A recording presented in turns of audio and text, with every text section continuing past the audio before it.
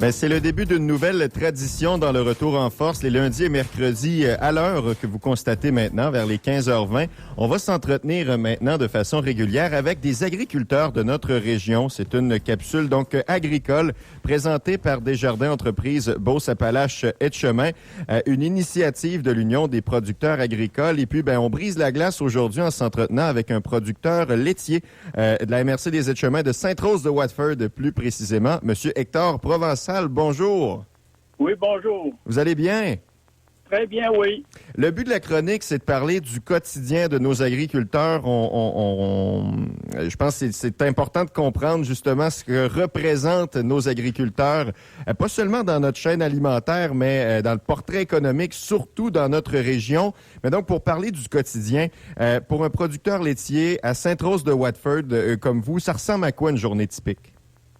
Disons que je suis pas seul sur la ferme. Moi, je suis rendu à 74 ans, ça fait que je ne vais plus à l'étable. Mais c'est mon fils qui est propriétaire en grande majorité. C'est lui qui s'occupe de l'étable avec un employé. On a un employé à plein temps.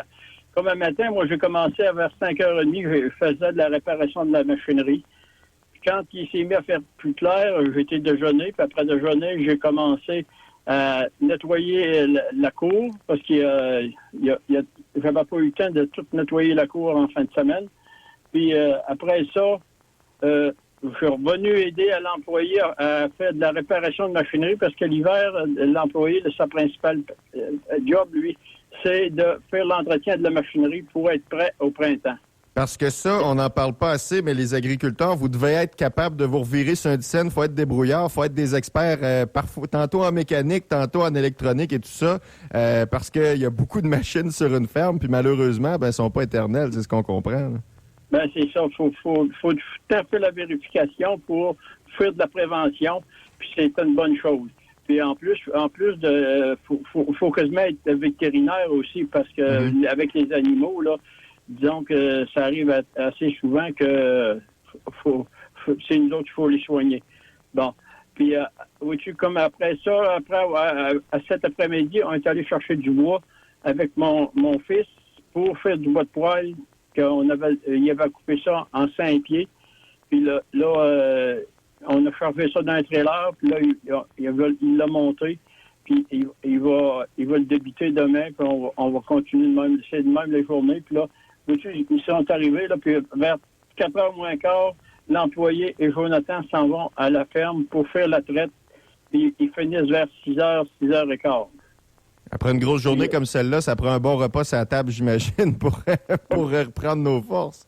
Oui, justement. Ça en prend un bon déjeuner, puis après ça, le dîner, c'est pareil. Puis le souper, donc...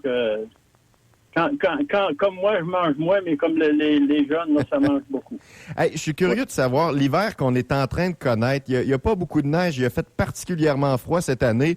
Moi, à la maison, je le remarque juste sur ma facture de chauffage, mais ça a-tu des impacts sur la gestion d'une ferme, une météo comme celle qu'on a eue cet hiver? Disons que c'est fort probable que l'électricité, ça va monter assez. Puis, d'abord, faut chauffer plus. Puis dans l'étable, tu n'as pas d'affaire à chauffer. Disons qu'il y a des panneaux de ventilation.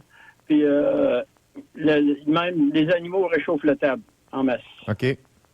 Oui. Puis là, on est en train de s'installer pour changer le système d'alimentation, pour tomber plutôt d'acheter de la moulée commerciale.